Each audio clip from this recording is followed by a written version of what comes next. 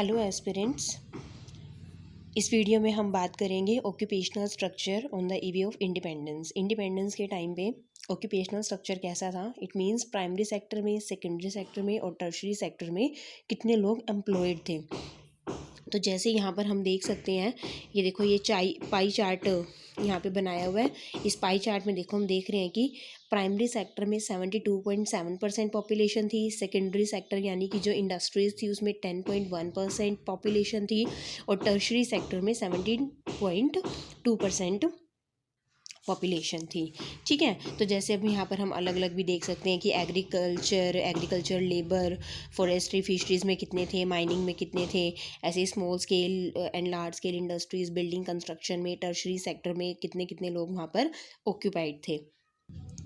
अब यहाँ पे हम कंक्लूजन देख लेते हैं। जैसे उन्होंने बोला agriculture the principal source of occupation. Principal source of occupation, इसका मतलब क्या है, देखो हमने देख भी रहे हैं कि सबसे ज़्यादा जो लोग लगे हुए थे 72.7% of the working population was engaged in primary sector with agriculture. और जैसा कि हम जानते हैं कि उस टाइम पे डिस्गाइज्ड अनएम्प्लॉयमेंट भी बहुत ज़्यादा थी। डिस्गाइज्ड अनएम्प्लॉयमेंट का मतलब क्या होता है कि एक लैंड पे हमें ज़रूरत है सिर्फ 10 लोगों की और वहाँ पे 15 से 20 लोग काम कर रहे हैं।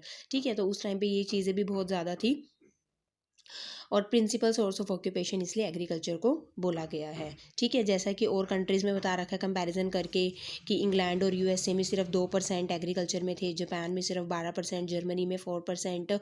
इसका मतलब है कि ये लोग इंडस्ट्रीज़ में ज़्यादा इंडल्ज थे। बट अगर हम इंडिया की बात करें तो इंडिया के लोग एग्रीकल्चर में ज़्यादा इंडल्ज थे। उसके बाद हम बात करते हैं इंडस्ट्रीज़ की। अब इंडस्ट्रीज़ में तो बहुत ही बुरी हालत थी, बैकवर्ड थी इंडियन इकोनॉमी इंडस्ट्रीज़ के केस में तो बिल्कुल ही, क्योंकि यहाँ पे देखो लिखा हुआ है बेयरली 9.0% of the working population in India was engaged in manufacturing industries. तो बहुत कम लोग यहाँ पे थे। और उसके बाद एक और चीज़ जो है insignificant transition from agriculture to industries, कि लोग एग्रीकल्चर से इंडस्ट्रीज़ में गए तो थे बट कहाँ के लोग जो कौन थे, मद्रास प्रेसिडेंसी यानी कि अगर हम प्रेजेंट डे का तमिलनाडु, आंध्र प्रदेश, केरला, कर्नाटका अगर हम इनको देखें और उधर से बॉम्बे और बंगाल, इनमें था कि यहाँ पर मैन्युफैक्चरिंग और सर्विस सेक्टर ने थोड़ा ग्रो किया था। लेकिन और दूसरे सेक्टर्स में जैसे राजस्थान, उड़ीसा, पंजाब, ये लोग अभी भी किस में एंगेज थे, एग्रीकल्चर सेक्टर में ही एंगेज थे। तो हम देख सकते हैं कि जो लोग थे वो एग्रीकल्चर उनका प्रिंसिपल सोर्स ऑफ ऑक्यूपेशन था। राइट।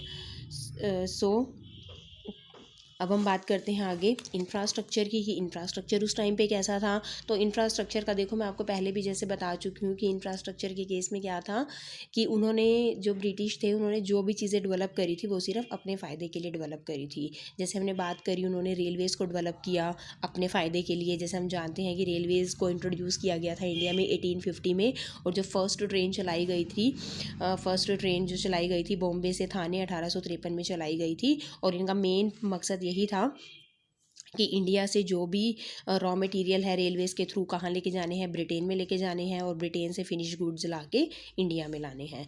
ठीक है, फिर इन लोगों ने पोर्ट्स को भी डेवलप करा और पोर्ट्स को भी डेवलप करने का भी इनका एक यही रीज़न था कि रॉ मटेरियल को वो लोग हैंडल कर सके, एक्सपोर्ट ऑफ रॉ मटेरियल को हैंडल किया जा सके, ब्रिटेन से फिनिश गुड्स को मंगवाया जा सके। जैसे हम देख सकते हैं कि coast canal on the Orissa coast was build at a huge cost but failed to compete with railways and was ultimately abandoned. तो वही बोल रहे हैं कि उन्होंने बहुत सारे इनलैंड वाटरवेज बनाने स्टार्ट किए थे लेकिन वो अनइकोनॉमिकल प्रूव हुए। जैसे इन्होंने उड़ीसा के कोस्ट कैनल का एग्जाम्पल भी दे रखा है कि उन्होंने बोला कि इस पोर्ट को बनवाने में कोस्ट तो बहुत ज़्यादा ही आई थी लेकिन ये रेलवेज़ और उसको कम्पीट नहीं कर पाया। फिर है पोस्ट एंड टेलीग्राफ्स की अगर हम बात करें तो पोस्ट एंड टेलीग्राफ भी बिल्कुल लॉ एंड ऑर्डर को मेंटेन करने के लिए ये भी ब्रिटिश की ही देन है। और रोड्स को बनाया गया, रोड्स को फैसिलिटेट किया गया for the purpose of transportation of raw material from different parts of the country to the ports. Right. तो उस टाइम पे जो भी इंफ्रास्ट्रक्चर बनाया गया था वो किसके लिए बनाया गया था, सिर्फ ब्रिटिश ने अपने ही फ़ायदे के लिए बनवाया था।